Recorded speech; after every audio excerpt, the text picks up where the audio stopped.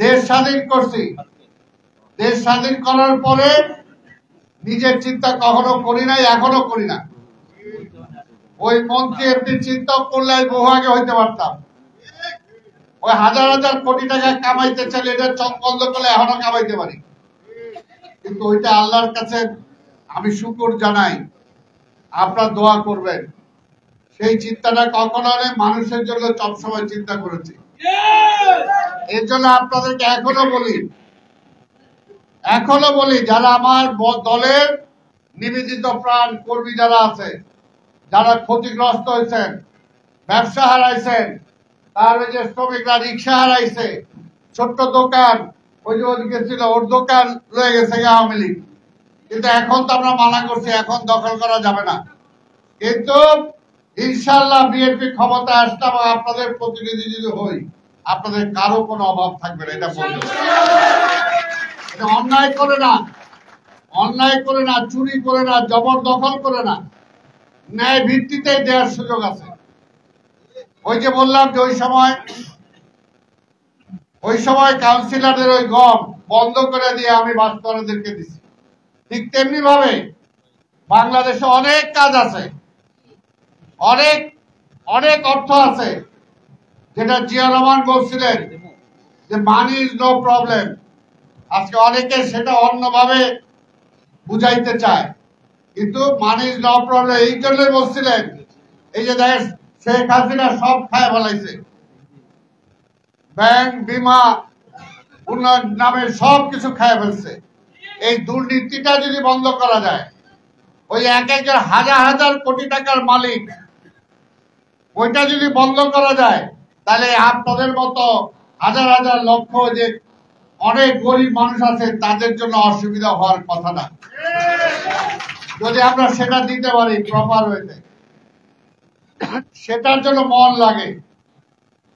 আর রাজনীতি করতে হলে রাজনীতির এই যে নেতৃত্বের আশা জন্য যারা বসবেন, তাদেরকে সেই মনটা থাকতে হবে যে আমি আগে খাবো না, আমার কর্মীরা আগে কি খাইলো, আর আমি যদি প্রতিনিধি হই তাহলে আমার এলাকার জনগণ আজকে কি পাইলো না, আগে ওইটা হিসাব করতে হবে। আমার স্কুল কলেজ সন্তানরা পড়তে পারলো কিনা, পরিবেশ ঠিক আছে কিনা, আগে সেটা ঠিক করতে হবে। যদি সেটা আমরা করতে পারি, তাহলে সবার জন্য সবকিছু করা যাবে। কেন করা যাবে না? যারা চাকরি হারাইছেন অবশ্যই তার চাকরি আমরা ফেরত দেব। যদি বয়স না থাকে, তার সন্তান যদি চাকরির যোগ্য হয়, সে চাকরি পাবে। যদি ব্যবসা হারায় থাকেন, ব্যবসার পুঁজি নষ্ট হয়ে গেছে, ধ্বংস হয়ে গেছে, অবশ্যই ব্যাংক থেকে ঋণ দিয়ে তাকে ব্যবসা করার মতো ব্যবস্থা করে দেওয়া হবে। এগুলো কোনো সমস্যা না। কিন্তু চুরি, বাটপারি, ডাকাতিটা যদি বন্ধ করা যায়, তাহলেই সব হবে। এই জায়গায় আওয়ামী লীগ আর বিএনপি পার্থক্য, যেটা আমি আপনাদের এর আগেও বলছি, আওয়ামী লীগ হলো একটা চোরের দল,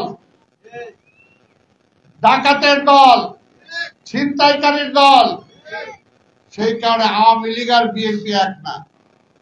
আওয়ামী লীগ ব্যর্থ হয়েছে বলেই বিএনপির জন্ম হয়েছে। শেখ মুজিব ব্যর্থ হয়েছিল বলেই জিয়া রহমান 25শে মার্চে তার আবির্ভাব ঘটেছিল, স্বাধীনতার ঘোষণা দিয়েছিল। সেই কারণে বিএনপি আর আওয়ামী লীগ এক না। আর বিএনপির নেতাদের, আওয়ামী লীগের নেতাদের চরিত্র এক না। এই কথাটা মনে রাখতে হবে। আমরা মানুষের জন্য রাজনীতি করি, মানুষ ভালো থাকলে আমি ভালো থাকবো, পরিষ্কার কথা। আপনি যদি ভালো থাকেন তাহলে আমি ভালো থাকবো, আমি ভালো থাকলে তারেক রহমান ভালো থাকবে। আর যদি আমি ভালো না থাকি, তারেক রহমানও ভালো থাকবে না, দেশও ভালো থাকবে। এটার জন্য আমাদেরকে ভালো থাকার জন্য চেষ্টা করতে হবে। যেটা ন্যায়, সেই কাজটাই আমাকে করতে হবে। অন্যায় কাজ করা যাবে না। অন্যায় কাজের থেকে বাঁচতে হবে। অন্যায় কাজের জন্য খালি অন্যের জন্য না, নিজের জন্য বাঁচতে হবে। আমি যদি একটা অপরাধ করে যাই, এই যে হাসিনা এত অপরাধ করছে, কি বিশাল ক্ষমতা, কি বিশাল ক্ষমতা। মনে হয় আল্লাহকেও অনেক সময় দেখা গেছে বলে যে খালেদা জিয়ারে বলছে আমি যদি ক্ষমতা পাই ওরে বাড়ির থেকে খাজায় দেব। আল্লাহ এগুলো পছন্দ করে না। জনগণের পয়সায় বিদ্যুৎ করছে, গ্যাস করছে, বলে কি কিছু হইলে আমি লাইট বন্ধ করে দেব। বলছে না হাসিনা?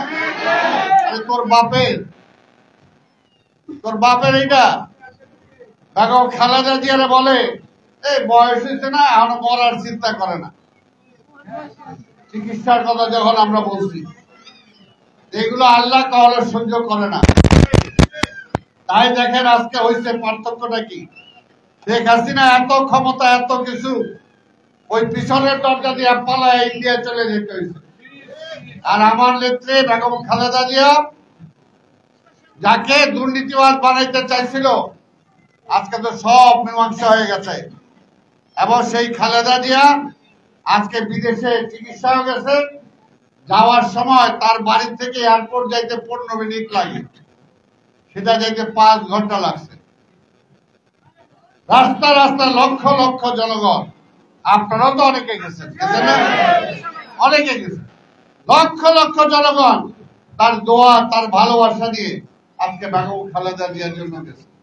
এটার জন্যই যদি মানুষের প্রতি আপনার ভালোবাসা থাকে, দরদ থাকে, আপনি যদি ভালো থাকেন, সেটার রেজাল্ট আপনি পাবেন, সেটার রেজাল্ট আপনি পাবেন।